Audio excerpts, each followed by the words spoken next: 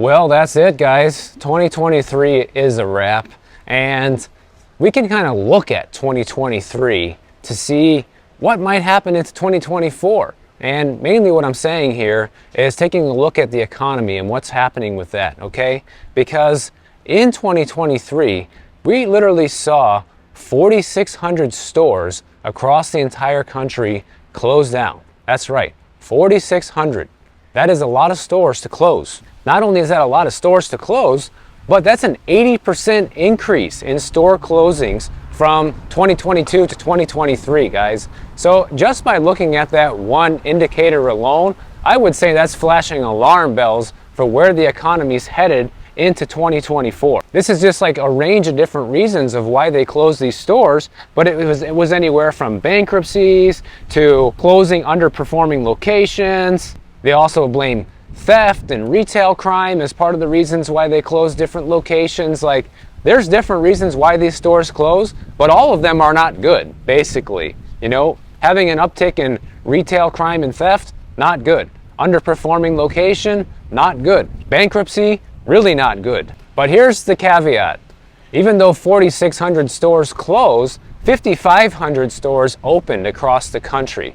But when you look at just how close those two numbers are, guys, they almost cancel each other out. It's pretty pathetic, really, because that means we only had a net positive of 900 new stores open up across the entire country. When you look at all the ones that open versus all the ones that close, that's not very good when you're talking about 50 states and, you know, the amount of population and supposed wealth we have here in the United States. It's not looking very good for retail right now. Of course, also some of it is blamed on online shopping, but you know, a lot of these retail stores have online websites and sell their merchandise online as well. And I also think that no matter how popular buying things online becomes, there's always going to be a niche of people that want to go to the store for a variety of different reasons. Like, especially, like, one thing I've been trying to do, guys, is buy a pair of dress shoes. And I've been buying different pairs here and there from Amazon, but none of them fit right. Like, none of them are an exact fit. So I'm not gonna keep a pair of shoes that don't fit properly. So I'm forced to send them back and constantly keep trying to find a pair that does fit right. Versus if I could just go to the store and buy the shoes and try them on, that would kind of eliminate that for me. And trust me, I would do it in a second. The problem is nobody seems to have the kind of shoes I want to get. You know, I've looked at different stores before, you know, Macy's, JCPenney, whatever, all the different stores they have in the mall, guys, and I've never found anything at those stores that I want to buy. Burlington Coat Factory right now, they're saying that they're having a lot of success by buying up these old Kmart stores and carving them up into a few different retailers. And there's actually one right over here in Miami that I go by all the time where they actually did that. They got Burlington Coat Factory in there, they got Michaels in there, they got another one, I can't remember what it's called, maybe Joann Fabric, something like that. So they divided an old Kmart that used to be, this whole place was all one big store before. Now it's a bunch of smaller stores, and supposedly they're having success with that, and they even bought 40 Bed Bath & Beyonds to probably try to do the same thing. So this whole thing with the retail stores closing down is a lot like the situation with people moving into Florida. You know, like, Florida gets all this press about how many people are moving into the state, but it doesn't get a whole lot of press about how many people have also left, guys. Like, I made a recent video about this, and if I remember off the top of my head, the figures were something in the neighborhood of like 730,000 people moved to the state of Florida over the past couple of years, 2023 not included, but then 500,000 left. So yeah, it's still a net positive. We still have a lot of people coming in, but we also have a ton of people leaving. And you have to sit and wonder, why is this happening? Same thing goes for these retail stores closing down. Like, you know, 5,500 stores opening is great, but it's not so great when you look at 4,600 of them closed down, you know? I mean, personally, when I see figures like this, it's nothing to celebrate, guys. That, you know, we had a net positive of 900 stores open throughout the entire year of 2023, throughout the entire country. That's abysmal. And when you look at this chart here, it shows you just, you know, the top stores that had the most closings, and obviously Bed Bath & Beyond made it to the top of this list because they were the biggest failure by far throughout the year. And you can see just them alone, they closed 866 stores. But when you go down the list, there's a lot of other famous stores that are losing locations. You have Rite Aid, okay? CVS, those are like pharmacies. Everybody needs that stuff. Like, to have pharmacies closing is not a good sign, guys. Those are probably the stores that are closing due to a ton of retail theft and crime that they just can't get under control. And then you got places like Foot Locker, Family Dollar, David's Bridal, Dollar General, right? You have Dollar Tree. Those are lots of dollar stores on this list. That should be something that should be thriving in this economy right now, considering people are looking for bargains. Like, I even remember hearing several stories throughout 2023 about how more and more people are starting to shop at these dollar stores because of the bargains they offer and people looking to save money. But yet they're closing stores, guys. They're on this list of the most store closures throughout the entire country. You have all of them: Dollar General, Dollar Tree, and Family Dollar. I mean, that's not good.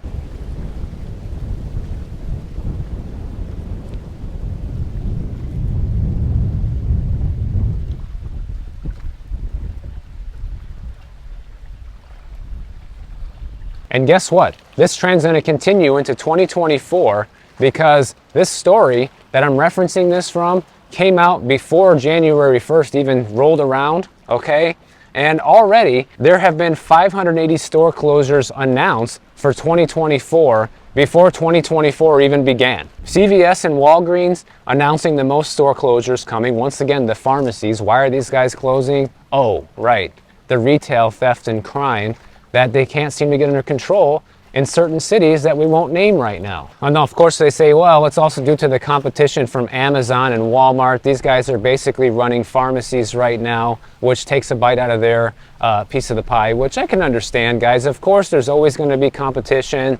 You know, Amazon seems to want to sell you anything and everything these days. They're even trying to get into real estate. You know, they have a healthcare program now. They have all this stuff going on. So they're trying to take a slice out of everybody's business. But to see a ton of stores closing because of it sounds kind of crazy. But if we look at what's really going on, which is the job market not going nearly as good as we're being told right now, that probably paints the real picture of why all this is happening. All we heard throughout 2023 is how robust the labor market was, and that's why we've been able to avoid a recession and home prices keep going up and all of this, and there has been some truth to that.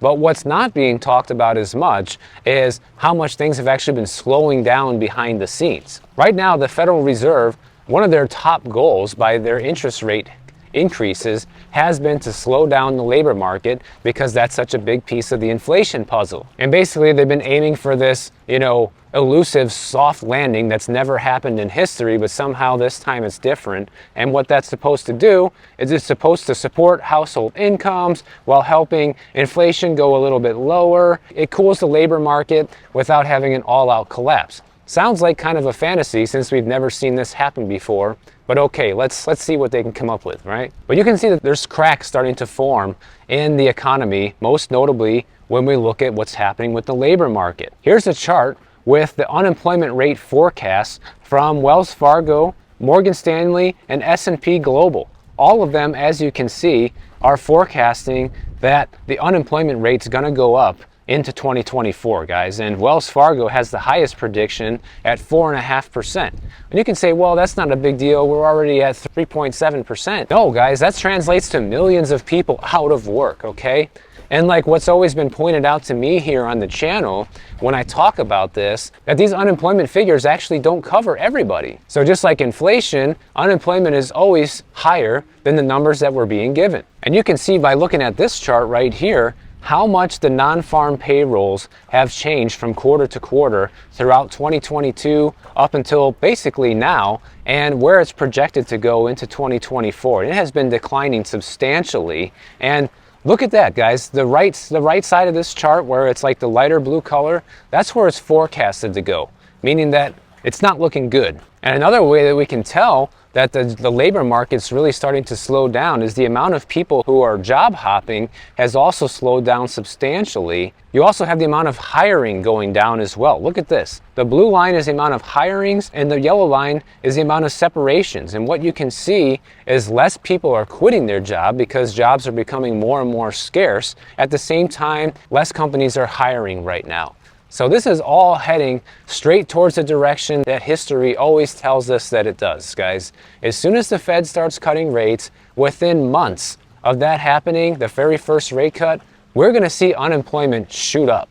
And obviously, these big companies, Morgan Stanley, these guys are predicting this. They know that this is going to happen into 2024. But I think it's probably going to be worse than what they're predicting. Another thing that skews all this big time is the fact that state and local governments have been such a huge source of employment throughout 2023 that have been keeping this supposed labor markets very strong, right? So the government has been hiring more and more people, and that's not private business, guys. That's not a reflection of how well the economy is doing in real life when the government is hiring people. People starting businesses and hiring employees from scratch is the real indicator of how things should be going and if things are going well. And that's not what we're seeing from this. You also have the amount of wage increases that people are getting starting to go down. In 2022, it went up about 6% for the average worker. In 2023, wages only went up about 4%, which means in 2024, it's probably going to be even worse, maybe at 2% or maybe nothing, guys. Meanwhile, inflation continues to go up, which means everybody working a regular job that's not getting a raise is literally getting poorer this year because their purchasing power is being robbed from them. So remember that.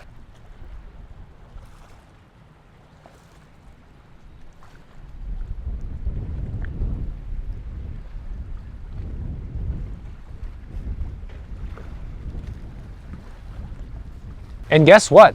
They want it to slow down even more, meaning the Fed being they, okay? They want things to come down even more because even at this rate, with how much people are getting wage increases, even though it's not that much, they say it's still too much for the Fed to hit their 2% inflation target. So they want more layoffs. They want people making less money at a time when everything costs more than ever. Sounds great, huh? So basically what that means is job growth is going to have to slow more in order to bring the labor market into the balance that the Fed wants to see. Except there probably isn't going to be a balance, like I said before. It's going to be an outright layoff festival when they start cutting rates, guys, because that's just what we see happen all throughout history. This is not like my prediction, like some people say, oh, you've been predicting a recession for 2 years or whatever. Like, I'm not predicting it, guys. The data that we have to look at is predicting it.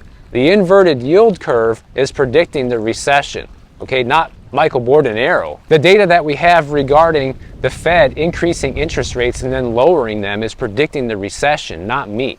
Every chart that we look at in history shows that that's just what happens, and that's how we end up falling into a recession, is when these stars align that we're seeing right now. You don't have to do much more than just pay attention to the basics to know this, guys. So just to be clear, it's not like I'm predicting a recession. The economic data that we have to look at is predicting the recession. So just remember that. So it's being predicted in 2024 that we're going to start seeing the opposite problem. For the longest time, we had too many job openings and not enough people to take them. So now we're going to see the pendulum shift in the other direction where we see less and less jobs available and more people competing for them. Another thing that we can look at with the job market to show things are heading in the wrong direction, all temporary hirings is starting to go down.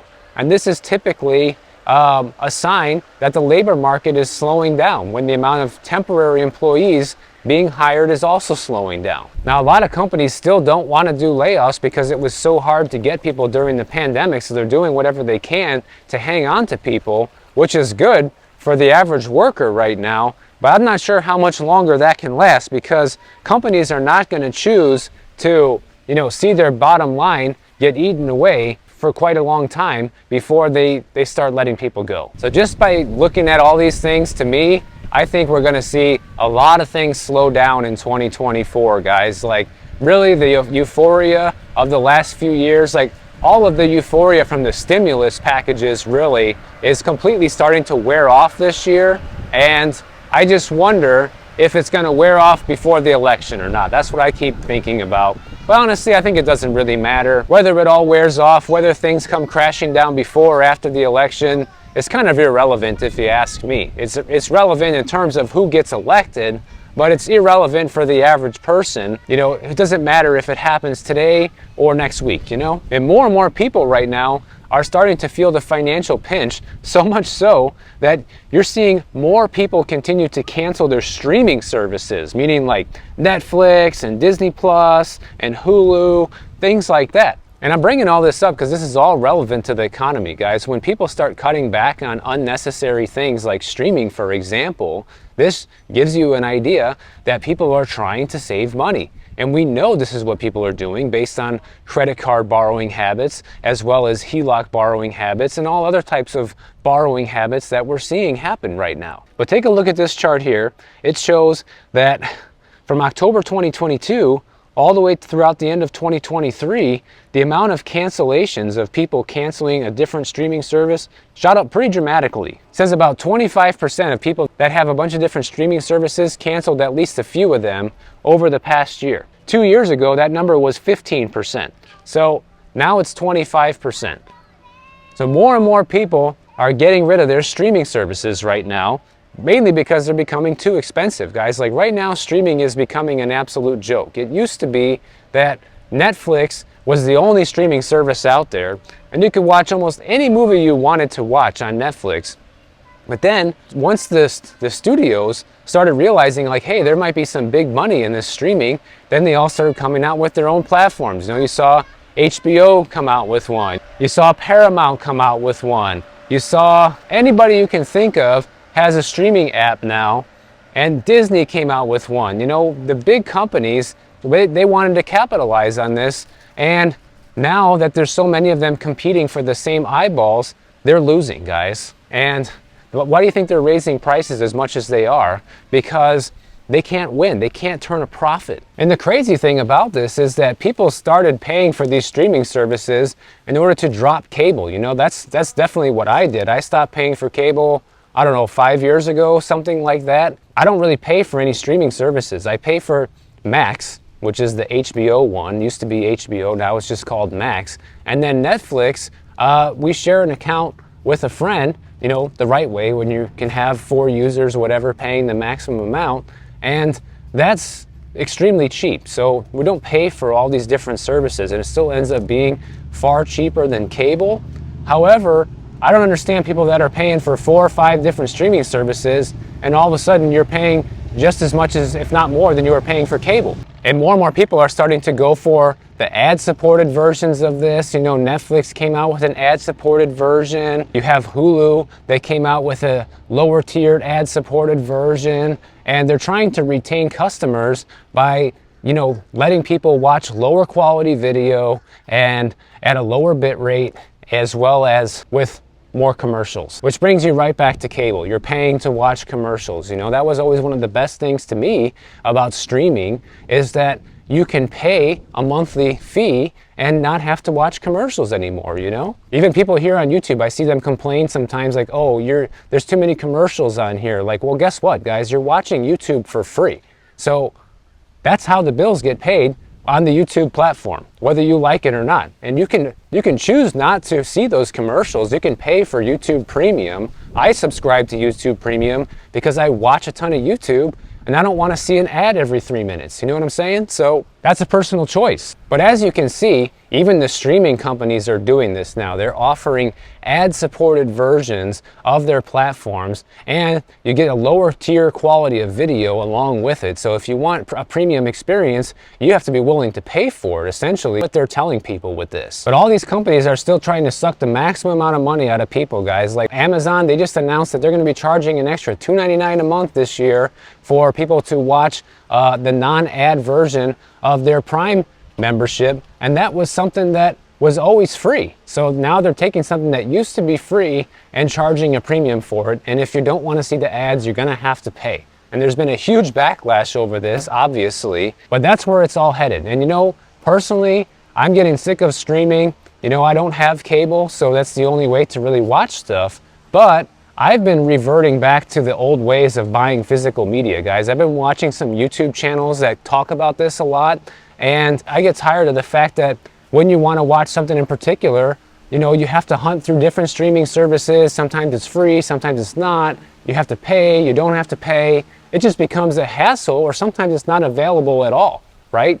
And the only way to watch certain movies or shows sometimes is if you actually own it. So that's what I've been doing. You know, I've been purchasing different shows and movies that I like the most on the highest quality format. You know, I've been buying Blu-rays and 4K Blu-rays with movies that I really enjoy, that I know I'm going to want to watch again in the future, and I don't want to have to rely on Netflix or Amazon or HBO to see that movie. You know what I'm saying? But just like I was talking about in yesterday's video, like, everybody wants to complain that the single family home rentals are costing more than ever and that all of the institutional investors are buying them up. Well, why do you think that's happening? Because people are renting them, so that's a profitable investment for them. If nobody rented single family homes, they wouldn't be buying them for investment anymore, right? Well, it's the same thing now with streaming, and the difference between that and owning the media yourself, guys. Like, if you don't support the movie studios that put out, you know, the Blu-ray discs and the 4K Blu-rays, even DVDs still, if you want that. If you don't buy that stuff, they're gonna stop producing it, and then you're really gonna be on your way to you'll own nothing and be happy, because it'll get to a point where you can't even buy movies on a disc format anymore, and the only way to watch something will be if your streaming service has it. So everything you can see right now in life is moving towards a subscription-based model, and it's not looking good. You know, this is happening with streaming, it's happening with insurance, it's happening with having a place to live. Next thing you know, it's gonna happen with having something to eat. Anyways, I got kind of far off base with what I was trying to say there, you know, off on a tangent, but I think people can relate to what I'm saying, right? People understand that things keep going up, and everybody's trying to find ways to, you know, lower their cost of living. And if you're paying for 4 or 5 different streaming apps right now, then that's a no-brainer. You can easily get rid of some of those. And if there's certain things you like watching, guys, you know, for example, a lot of people freaked out when they took The Office off of Netflix. And I don't even care about the show. I don't watch the show. But I remember when this happened, and then they moved it to whatever platform it's on now, people were freaking out about this. But it's like, you know what? If you're somebody that enjoys that so much and you know you're going to want to keep watching that, buy the box set, guys. Buy all the seasons of the show on Blu-ray, and you'll have it forever. You can watch it as many times as you want for free and without an internet connection, by the way, which helps out a lot when there's a big storm or the weather doesn't cooperate, the internet's out. You can still watch your own disc. So I'm becoming a huge proponent of just owning all of the TV shows and movies that you want to watch, and you have a copy of it forever that no one's going to take away from you, and you don't have to pay a streaming service to watch. I figure this is a little bit of relevant discussion since you guys are watching this video right now. We all watch streaming, we all watch YouTube, so everybody can relate to this. If you guys enjoyed this video, make sure you subscribe to the channel, and if you don't want to wait for my next video to come out, check out this one on the screen right over here, and I'll see you in the next one.